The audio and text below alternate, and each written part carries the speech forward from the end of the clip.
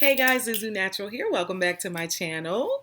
If you are new, welcome. I make videos on clean beauty, skincare, health and wellness, and crystals. If you're interested in any of those topics, hit that subscribe button below. If you have joined me before, thank you. I appreciate you, and welcome to you too. Today we're going to do a crystal video. This is a crystal Q&A. This will be my third installment of the crystal Q&As. I have a lot of questions that come into the comments. I'm not always able to get to them, so I like to kind of put them together and then boom, here you go. So if you're interested in crystal Q&A, stay tuned.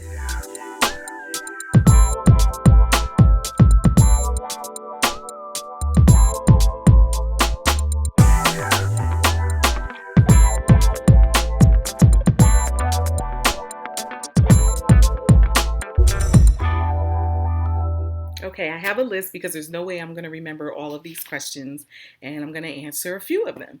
So the first question I have is, some say amethyst is a stone for the third eye chakra, and others say the crown chakra. Can you clear this up? Yes, I can. So when it comes to crystals and stones and the chakras, it is not as clear, cut, and precise as you may want it to be. Crystals come in a variety of colors. So for example, amethyst comes in numerous shades of purple. Amethyst comes in pink. I've been seeing a lot of pink amethyst lately coming out of Brazil. So it really depends on what color your amethyst is. So a lot of times the way we are going to categorize crystals, and I think I'm going to do a video on this, is going to be based off of its color. So you can have one crystal be associated with numerous chakras. Amethyst is one of those. So amethyst is primarily associated with the crown. Most of the time that is what you'll hear, but secondary, it is the third eye, first eye, or brow chakra. So the third eye chakra is associated with indigo, the color indigo. And the crown is associated with the color violet. And so amethyst kind of covers the range of purples, including indigo and violet. And so you have both of those chakras that's associated with. So it's not that cut and dry like aventurine, for example. When I say aventurine, you think of green aventurine, right? And you think of heart chakra, but there's also red aventurine. There's yellow aventurine. So it just depends. And then those aren't going to be associated with the heart, right? Red would be associated with the root chakra. Yellow aventurine would be associated with the solar plexus. So it really just depends. So practice and learn your colorology, the science of colors, and that will help you tremendously when it comes to kind of categorizing the crystals and putting them in their respective chakra. How do you know which crystals do not go in the tub with you? That's a good one. Also one that warrants a whole entire video for it, but I'll give it to you in a nutshell. Once again, not cut and dry and precise. You're going to hear me say that a lot because this is energy we're working with. It's just, you really can't label and categorize it so cut and dry, right? You don't need to put it in a box. But what I'll say is this. So there is the Mohs scale of hardness.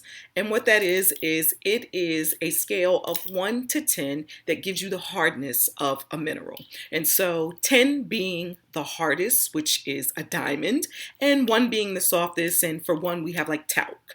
For 2, we have gypsums like selenite. 2, 2.5, right? Calcites, very often about 3, but there's a lot of different calcites, but about 3. Quartz, about 7. So typically, if a crystal is 6.5 or lower on that scale, I will not get it wet. Now, there are exceptions, but typically that is a good rule of thumb. Now that number changes. Some people say 6 and under, some people say 5 and under. I like 6.5. Possibly 6. So that's a good rule of thumb, but it's not exact.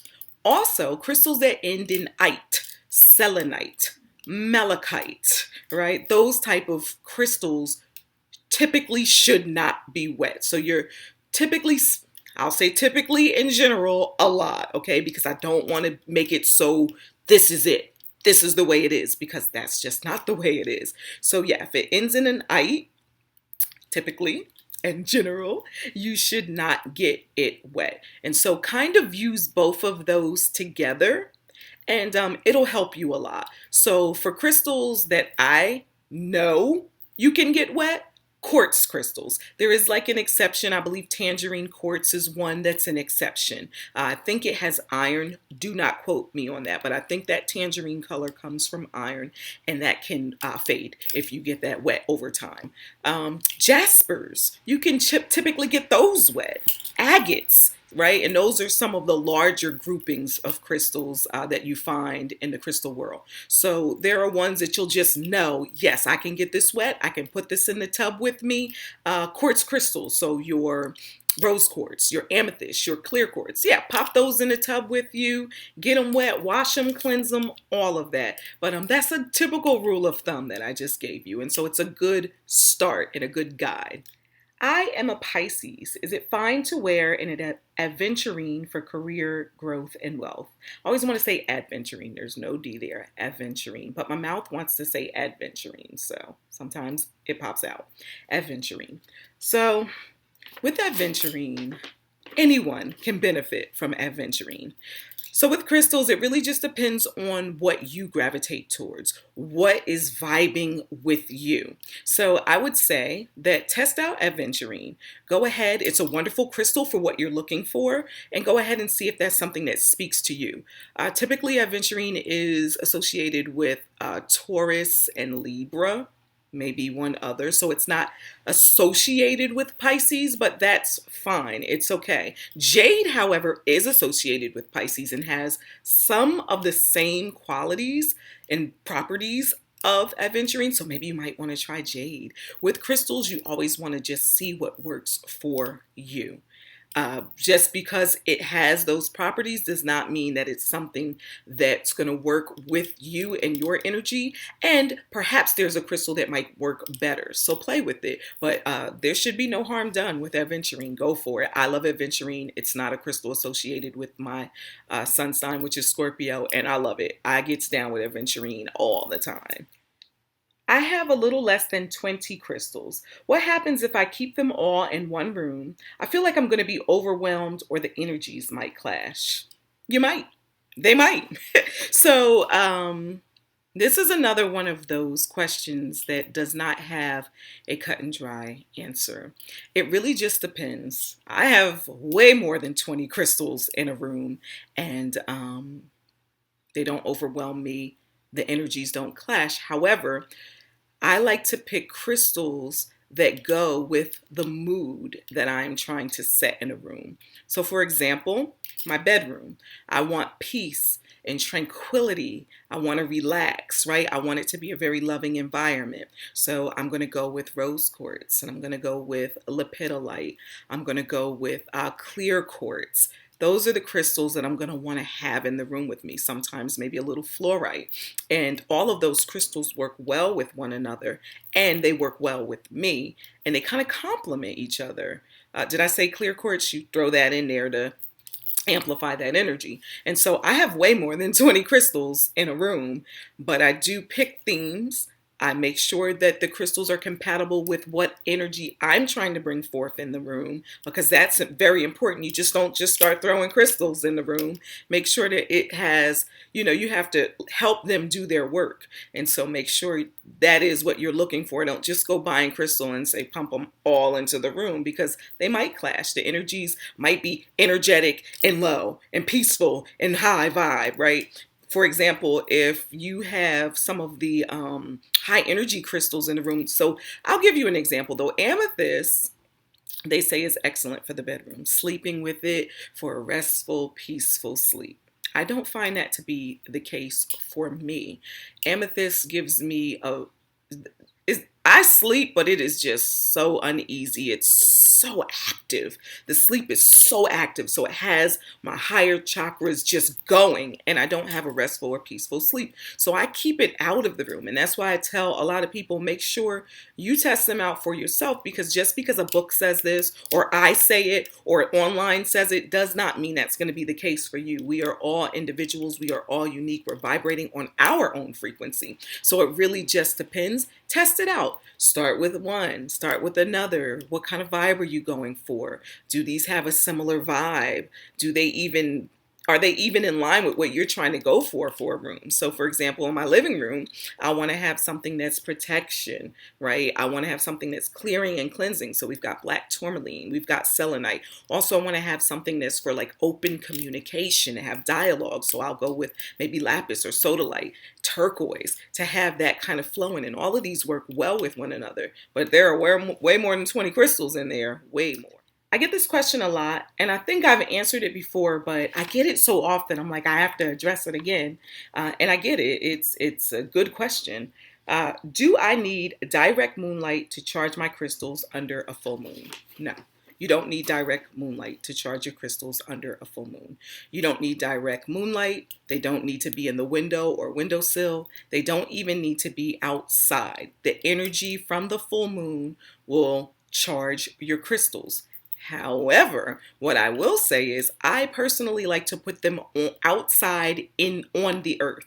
So I'll take my crystals and it won't be direct moonlight. I'm not even sure. I can't even see the moon, but I'll put them outside and leave them there and let them kind of charge all night from that moon energy, and you can feel it. I last time I did a bunch of rose quartz, and let me tell you, I just felt the love as I was coming in. I put them in a little bowl and collected them, and I was coming in and going up the steps, and I just felt the love so intensified. It was wonderful. I'm going to do another moon question a little later in regards to charging full moon versus new moon, because I know a lot of people want to know that. Do I have to charge them on a full moon? And I know a lot of people will say cleanse them. Don't rely on the moon for cleansing them. That's for charging. You still want to cleanse them. So you still want to sage them or wash them or put them in a sea salt, depending on what crystal you have. Palo Santo them, bury them in the earth before you do that, right? The moon is going to be a charging energy. Crystals for self-confidence. That's a good one. We could all use self-confidence, right? That's like number one. You have to have self-confidence is linked directly to self-love for me, in my opinion. And so there's a lot of crystals that are associated with self-confidence. First that pops to mind is rose quartz. It's easy to find, it's easy to get, it's affordable, it's the love stone, it's self-love, unconditional love. And I think if you have unconditional love for self, then you realize that you love you for who you are, and you want to be the best version of you, but you realize that from day to day that changes. Today you might have an amazing day, tomorrow maybe not. You did your best and you are okay with that, no matter where you fall, as long as you are trying to be your best self. And so I think self-confidence is directly linked to that, because you know who you are, right? And you know that you are doing you. So I think a lot of times those self-confidence issues come into play when you don't know who you are and you aren't being your best self. You're just kind of like going through the motions of the day. So know who you are, be your best self, and I'm telling you, your self-confidence will improve right there. But also a lot of that joy, energy, and happiness. I'm thankful that I am a naturally happy, joyful person. I have been since I came out the womb, I suppose. But as a kid, when you saw pictures of me, I was the one that was like all the time, like just all the time I was happy and smiling. So I'm just naturally happy. But the solar plexus, a lot of that joy and happiness is connected to that chakra. You might have some blockages there, and that needs to be balanced. And so those are stones that are associated with that might be able to help you are citrine, tiger's eye, pyrite. Those might be some crystals that you might want to keep around you just so you feel the happiness and the joy, and until you actually feel it within, and you don't need to look at those crystals or have those crystals to bring that out of you. So I hope that helps. Try some of those. Your pink stones, your yellow stones. And some of the orange ones too. Carnelian is a very joyful, uplifting stone. Yeah. Do you think citrine crystals are good to sleep with? I don't. I don't think that. However, some people think that. So in the crystal community, There are lots and lots of opinions, and there's going to be, because we're all different. And we're going to have different experiences with the crystals. For me, yes, I love to read my crystal books. I am a certified crystal healer, just in case you didn't get that announcement. I'm so excited about that. But I put in the work, okay? I study, I read, but most importantly, I experience. So for me, when I'm speaking about crystals, it is what I have experienced. I'm not going off of just what I read in a book, because that means nothing to me if I haven't experienced it. So for citrine, no, not a crystal that I would sleep with under my pillow. For me, citrine is uplifting and energizing and happy, and too much for under my pillow, or even really in the room while I'm sleeping.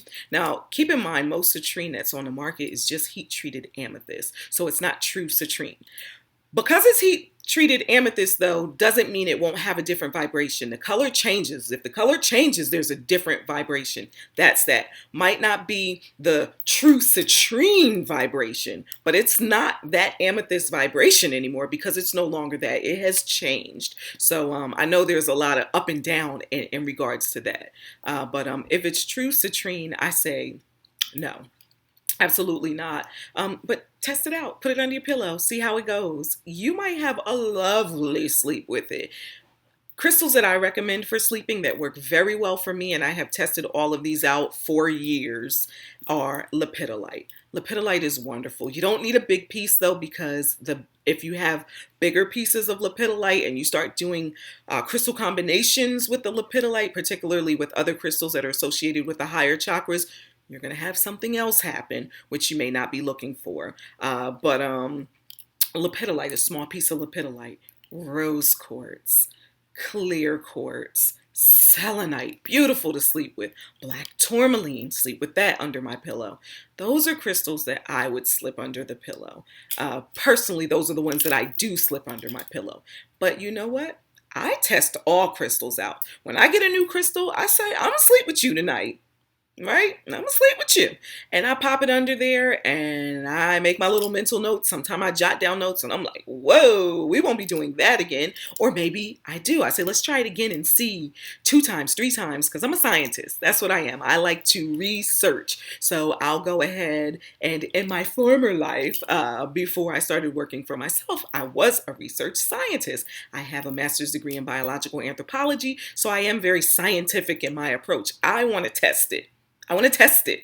So I do. And I suggest you do the same. Test it. Know for yourself what works for you. Know for yourself. Don't just rely on the book, right? Don't just rely on the books, but read the books. Know what the books say. This next question is from Keisha Adinkra. I love Keisha. She has a YouTube channel. If you are into plants, I think she's like the plant whisperer, right? So this question is from her. Thank you for this question. Zuzu, you wear a lot of silver. Is there a reason, or are you just partial to it? I love this question. I am partial to it. I will say that's what initially attracted me to silver. I remember getting a silver ring with 2 little grapes. They were amethysts when I was maybe about 11 or 12 for a present from my aunt. And I loved that ring. Oh my gosh, I loved it. And so that was like my first piece of silver. Before that, I just had gold. And I loved it. And so I started wearing a lot more silver. But as I started to learn about the properties of metals, I was like, oh my gosh, this is awesome. Like, I'm going to wear more silver. And so I've had like this ring, this silver unk ring for probably 15 years. I've had this ring for over maybe 15 as well, definitely over 10. These are newer, and so I just keep collecting because I love silver. But silver helps metabolize the body. It helps with circulation. It helps fight bacteria, right? So it's really good guard against coughs and colds and nasty germs out there. It's also really good as a shield for electromagnetic radiation, right? And so there's so much EMF. I mean, there's so much electromagnetic stuff happening that we need the EMF protection. We need that protection from the cell towers and the TVs and the radios, and we're just constantly bombarded with it. So it's a really good shield for that. And so I love silver. Already I loved silver, and I love it even more because of its benefits. And there are so many benefits to using silver. Like, I mean, and we have known this for so long. The Moors used silver vats to put their water in, to store their water. When we eat with sterling silver cutlery, we do that for a reason, not just because it's pretty, right? And I think I heard a story. Please don't quote me on this. I don't want to get beat down in the comments like, that is not true. But I heard a story that for the bubonic plague, that they felt like those who were immune to the bubonic plague, who did not die of the Black Plague, it was because a lot of it was linked to them using silver cutlery, so silver forks, knives, and eating, and then using the silver vats for their water. A lot of it was linked to that. I'm not sure how true it is, just something I heard, and it kind of stuck with me. And so don't beat me down in the comments like, that's not true. It was because of this. Okay, that's something I heard. Okay, I'm not putting it out there as the gospel. But yeah, I love silver. I love the properties of silver and other metals as well. But yes, I do have an attraction to silver. When I see silver, I'm just like, oh, I love it. Oh, I have to have that. Last question. Can I cleanse on a new moon as opposed to a full moon? That's a really good question, and I get that one a lot. People are like, can I only cleanse on a full moon? You can cleanse whenever you feel like it. You can cleanse a crystal whenever. However, there are certain times energetically that we choose to cleanse them because of that energy. So new moons and full moons have amplified energy. New moons are associated with new, right? You can manifest during a new moon, new beginnings. And so I love new moons. I do new moon and full moon rituals pretty much every month, and my new moon rituals are my favorite. I love the full moon too, but full moon is about letting go, releasing, right? And then also setting those intentions. So you have different energies. So you might want to choose the moon that is associated with the energy that you're trying to cleanse your crystals with. So it's really up to you. I do both. Full moon because you're letting go and you're releasing. It's a really good time to cleanse the crystals because you're letting go of that energy that's on them, or, maybe kind of bogging it down and kind of holding it up. So you're kind of letting go and releasing that to bring in that new energy. But a new moon is great too, right? Because you have new renewal. So it's really up to you. You can do either, or you can do both. You don't have to choose, and anything in between. You cleanse those crystals whenever you feel like it. I do like to choose certain events, so new moons, full moons, equinox, solstice. I do like to really get that energy going during those times. But then I also cleanse them whenever I feel the need. So that's our crystal Q&A. I hope I did not go on too long. I don't know how long because I broke it up into sections. So when I string it together to edit it, we'll see. Hopefully it's not like 40 minutes. But I tried to answer the questions as quickly as possible, but also to give you an understanding of the answers. A lot of times it's not just a yes or no. And I don't want to just sit here and tell you, yes, you can do that. No, you can't do that. So that is that. If you have any crystal questions, drop them in the comments. If you have any responses to any of the questions that I had that you want to add to or expand upon, go ahead and drop that in the comments. I will do these crystal Q&As at least quarterly. Try to pump out about 4 of those this year. So get those questions in and they will roll over to the next crystal Q&A. Thank you for joining me. Zuzunatural here. Like, comment, share, subscribe, all that good jazz. Zuzunatural. Peace out.